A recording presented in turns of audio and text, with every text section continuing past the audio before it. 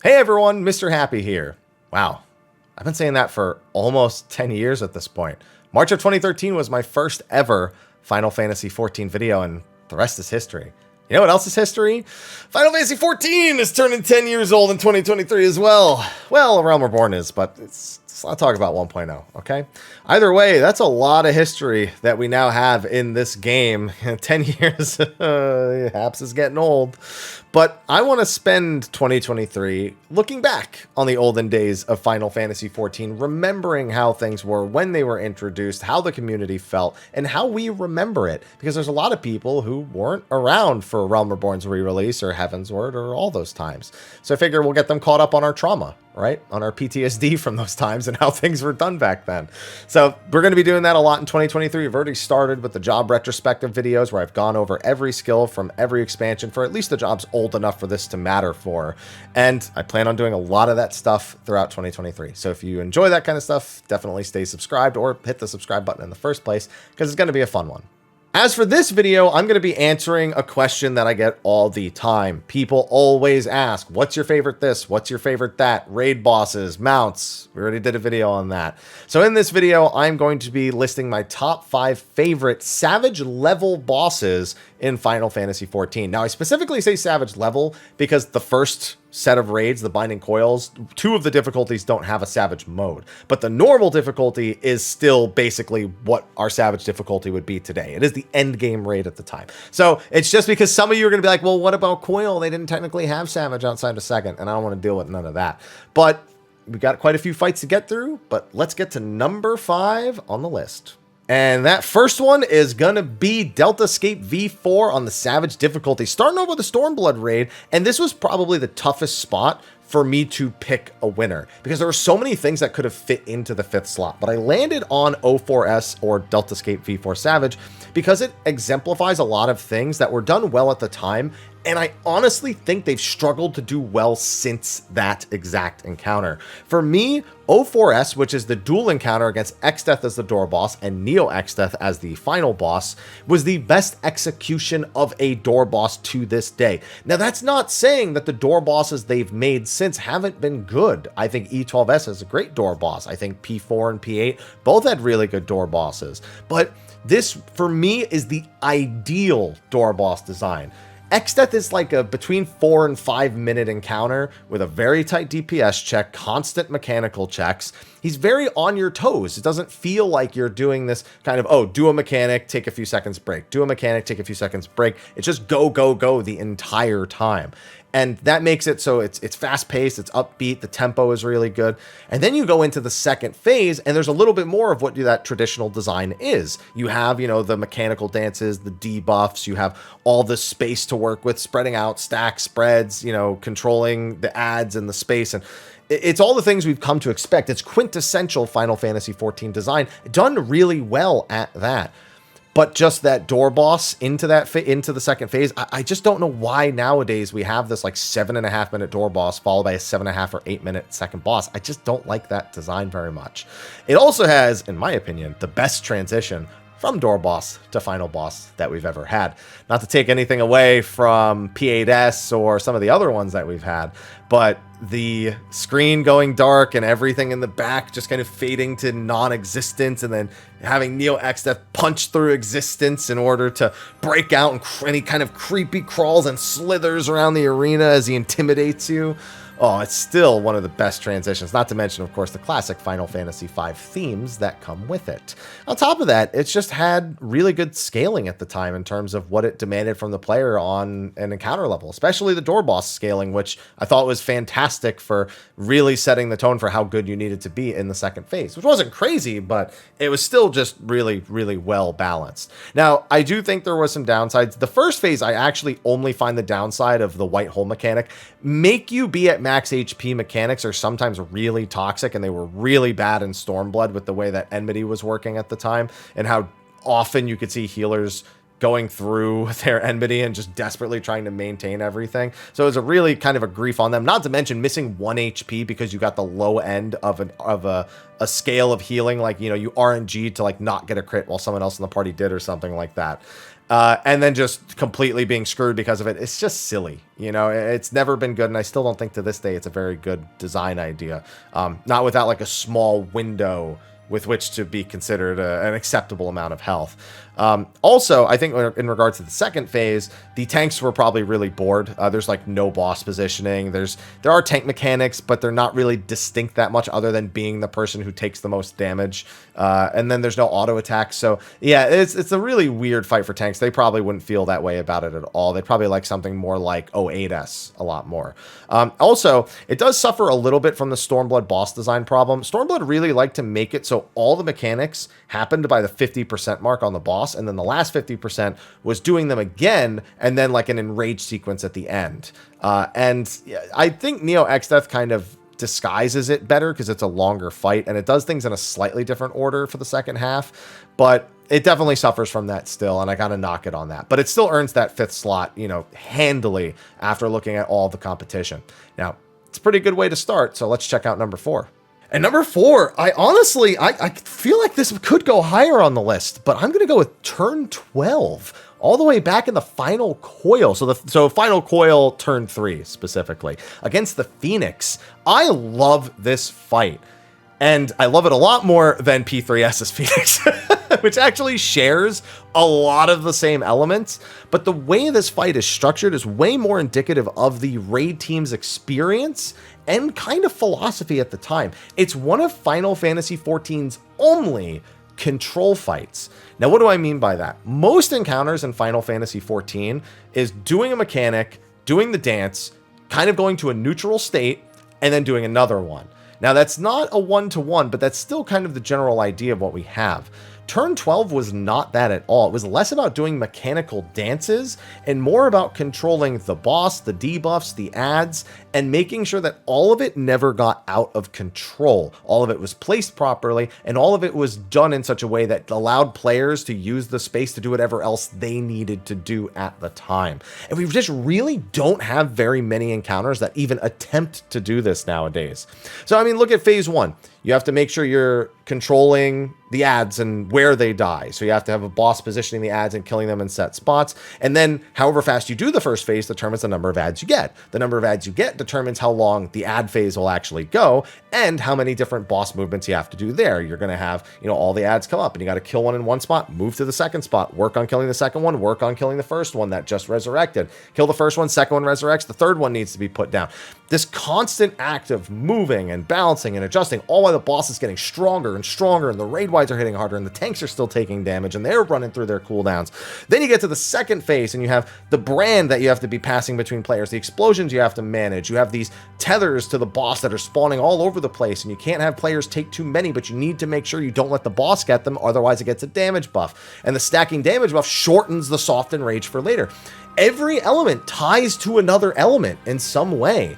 And it's just so beautifully executed, and I wish we had more encounters like this nowadays.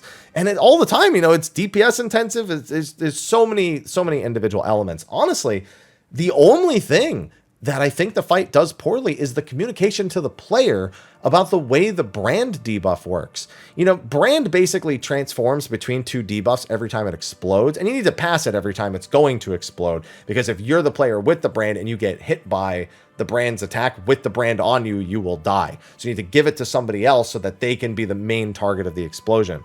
However, one of the two brands is actually a split target or a split damage AoE, and it's just barely more damage than the normal brand. It's like the normal brand, if the normal brand was like 1500 damage, then the split damage brand is like 2200 or something like that. So basically a shield or mitt, and you survived it. So it was months before we found out from like an interview article or something with a Japanese website that we knew that it was even split damage. So that's honestly the only knock it gets. And if you have the chance to do this encounter with like min item level at level 50, or even just, you know, cutting down a bunch of gear, I highly advise revisiting that one, because it is still an impressive thing to look at. So like I said, that probably could have been higher up on the list. In fact, it probably could have taken this number 3 spot, but this number 3 spot I have a soft spot for, and it's actually going back to Stormblood with O11S, our first encounter against Omega in AlphaScape V3 on the Savage difficulty. Honestly, the reason this gets my placement is because of the boss's theme, the boss's personality. And I know, it's Omega. He's a giant robot. What do I mean by personality? Well, Omega's a learning and adapting machine. So every time he repeats a mechanic, he improves it in some way. So the first time you see Flamethrower is somewhat different than the second time, is somewhat different than the third time. The first time you see Starboard and Larboard, the second time will be different, the third time will be different. It could just be the number of times, it could be the way that he combos them together. Those things just constantly evolve. First time you see the fists, it's where you have to try to get the high wire buff. The second time it's the giant fist, and the third time it's this, you know, fist dance where you have to make them explode or they'll destroy the raid anyway. And you have to do, like, you know, tanks, then healers, then melee, then DPS, all with this tight movement and still controlling the boss and still damaging the boss. Not to mention Pantocrator with the chaos on the screen, the effects everywhere, the lasers, the target baits on the DPS, on the healers, and then the tanks dealing. There's so many elements individually that just constantly ramp up the whole time. It is literally like an exponential entropy. No, that's a different encounter. Sorry, I had to do it. And I love it for it. And not to mention, it's after an expansion of Stormblood, doing that whole first 50%, second 50% thing I mentioned when I was talking about Neo X-Death. This didn't do that. Yes, we saw the same mechanics as the fight went on, but it's because they were just getting harder and harder and harder as the fight went on. And we honestly sometimes don't even get that nowadays. We don't even get an actual difficulty curve of up for encounters. A lot of the most difficult stuff is either early on or it's like the third mechanic on, and it's very rarely the final thing we do nowadays. And here, you know, there is some stuff after Pantocrator 2 that isn't super difficult, so I guess they kind of do it here. They give you that little bit of a break at the end where you just have to do, you know, a 1 HP mechanic and a tank mechanic and then some room-wide AoEs. But it's still, everything up to that point is still ramping up. And I think that it's just, it's, I kind of wish we could just get designs like that more nowadays.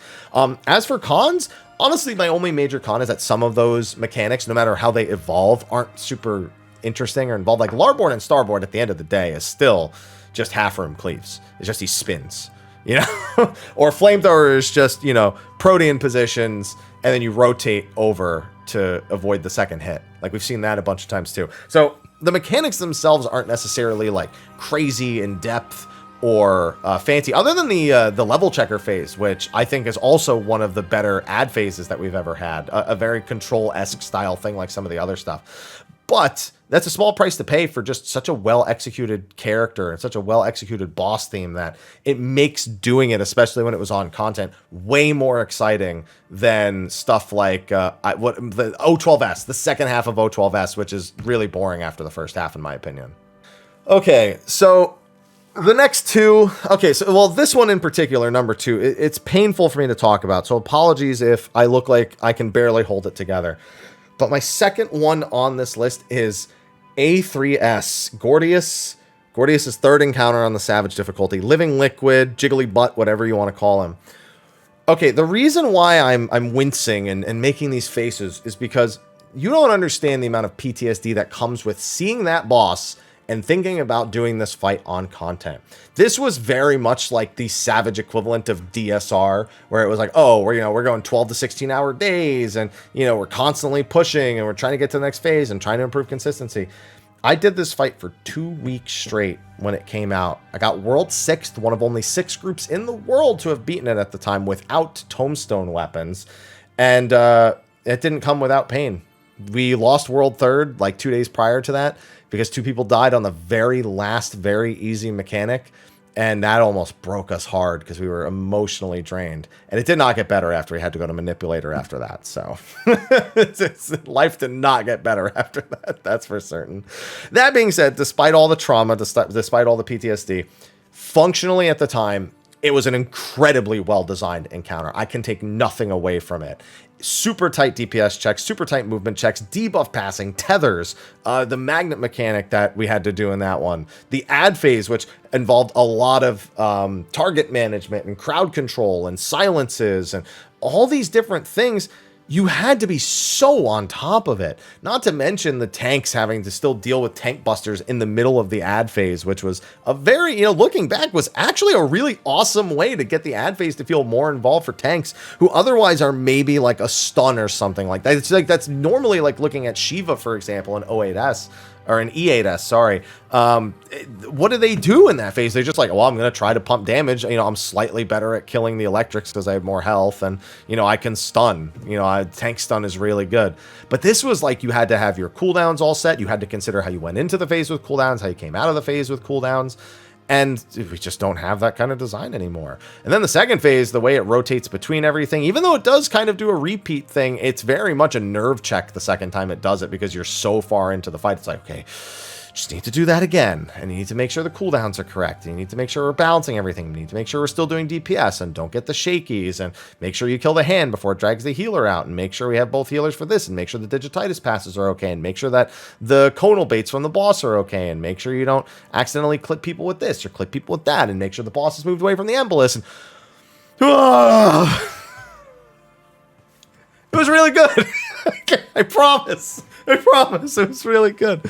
Now, that being said, it wasn't, you know, Heavensward had some design aspects that weren't really nailed down yet. The tethers were super under responsive. No, they were unresponsive. And client-side display of characters, you know, when you start moving and another person starts moving, but you don't look like you're moving at the same pace on each other's screens, and then you collide and it's a disaster. Yeah, that was a big problem in that fight. You would very often see digititis go sideways because of stuff like that.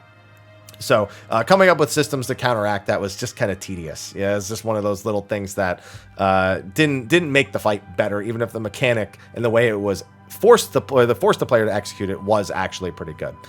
The other thing is that it pretty much murdered all of the Heavensward raid scene for the next year. Even after Midas came out, it didn't help, but we should probably talk about that more in the retrospect video. I also have the raid history of Final Fantasy XIV style video, which can give you some insight into that as well. But yeah, I mean, I gotta knock some points off of it for being one of the sole aspects that eliminated Final Fantasy XIV raiding and genuinely made me fear that the game was going to go back to being completely dead after they started doing raids like this. Also, another really, really sucky thing is you cannot do this encounter as it was back then. They nerfed the heck out of this fight, you know, I think in 3.2. And so the way it is now, like, a lot of the mechanics are relatively intact, but you have to deliberately do things in certain ways where you punish yourself as if they were like their vanilla version. So like, for example, if you screw up digititis and a tank gets the physical vuln up, which is usually an instant death back in Heavensward, I've done it with groups where like they'll have that tank go run into the wall and kill themselves just to kind of simulate making the mistake in the first place. Because otherwise, you know, what could you do? I mean, it's just such a pathetic debuff. The healing debuff, too, is pretty much the same. We have to make healers not be allowed to press heals during it. They are only allowed to cast DPS abilities. That's like the only way for us to inhibit it and make it somewhat identical to screwing it up back then. So yeah, it's a lot different now, and it sucks because you can't ever experience it as it was back then. But you know what? Given everything I've said to you, do you really want to? All right, we've spoken pretty highly about the first 4 on our list, but we got to get to number 1. And I'm sure you're really curious about this. Some people might be thinking, I wonder if it's E8S. He says he really likes Shiva. I wonder if it's an ultimate encounter, which I'm not including on this list, mind you. I've kept those off the list just so I can focus on specifically the Savage level encounters. But I'm going to go with turn 8 Savage. Second Coil Savage entry into this fight. I'm actually not a huge fan of most of Second Coil Savage. Turn 9 felt like it was barely different from the original. Turn 6 and Turn 7 are mostly about fixing the problems from their original fight and then just doubling every mechanic. In fact, if anything, Turn 6 is probably better done than Turn 7 in my opinion. I really don't like the way Turn 7 is done. But Turn 8 is, in my opinion, a masterpiece. It's just everything. Most of the things I've said about the other encounters on the list up to this point are present here. Like in turn 12, there's lots of very quick reactions, controlling the space, understanding the towers, how to force their timers, and manage the boss cleaves, the tank, the ad cleaves, all that stuff. There's a lot of player control over how the mechanics are solved, even if you still have to get to a similar solution in order to make sure you do it correctly. But then like in 011S, the boss is constantly evolving. You know, you start the fight with like, you know, the 2 towers, and it's these 2 specific types of towers. And then as the fight goes on, you get 3 towers, then 4 towers, and then more debuffs and more this and more that. And it forces you to just be way more strict and way more on top of everything to make sure that nothing happens before it's supposed to. Not to mention, one of the biggest things is forcing raid-wide explosions outside of Allegan field placements in order to try and make sure that you don't get an accidental explosion. Because if you take any damage with Allegan field, there's a good chance you're just wiping everyone unless it's maybe like a couple hundred points of damage. Even that's dangerous because it's likely going to be stacked on with something like a max HP reduction or another raid wide that's coming out or a tank buster or something. It's just, there's always something bad if you do something else wrong. So it can be really tough to recover from. And then, you know, also like A3S, you just need to be able to do so many different things in one fight. You cannot just be good at your role. You have to be good at all the individual skills that it's asking you to do. So yeah, turn 8 Savage, if you ever have the opportunity to do that fight, that's one I would also recommend, highly recommend going back and doing. That being said, it is one big problem, and you really have only one solution to deal with this. The DPS check for the boss itself, for the Hardened Rage, pretty much non-existent. I mean, it wasn't really that big of a deal even when Second Coil Savage was current. Like, Hardened Rages were rarely the issue. It was just the mechanical dance of doing those things. But for turn 8 in particular, especially now, you're gonna have the boss dead by like the 5th or 6th tower set. Like, you can eliminate almost all of the most difficult stuff just by killing it, even synced. Like, it's like you have to deliberately de-gear yourself or stop DPSing the boss on purpose to make sure that you can do all the mechanics in such a way that is satisfactory, that makes it seem like you went through the whole encounter. So that's a really, really big problem, and that's true of a lot of old fights. Heck, even Unending Coil has that issue where you can skip dive bombs on Nail if you're moderately experienced with it. So yeah, that's just with age came that, with all the balance changes, especially in the early level. That being said, it still wins that slot, and it wins that #1 slot handily. Now, I do want to do a special mention section because you may have noticed there was no Eden and there was no Pandemonium on the list. Pandemonium I left off deliberately because some of those fights are still too fresh, and I don't want to include them while I guess the Endwalker raids are still progressing, because I want a more full picture of how the raid scene went throughout the entire expansion. But for Eden, it literally just came down to all being really great, really sound, most of the time really fun encounters, but not having something so distinct that I felt like they deserved to be on the list. That #5 slot was almost E8S. It came very close to being E8S. But when I thought about it, I was like, am I really going to give it to that just for Light Rampant? Because everything else is not necessarily like groundbreaking or crazy or even that interesting compared to like the history behind some of the other stuff. So I kept that off the list in that #5 slot, knowing full well that now it's in the #6 spot. And that's really it. But I love most of the Eden encounters. E1S was a great first raid boss. E2S, fantastic to this day. E3, okay. E4, loved it. E5, loved it. E6, okay. E7, hate it. Burn it to the ground. E8, loved it. Huge fan of E8, no, despite the Light Rampant memes. E9, happy brambles for the win. E10, I think I like it more than most everyone else.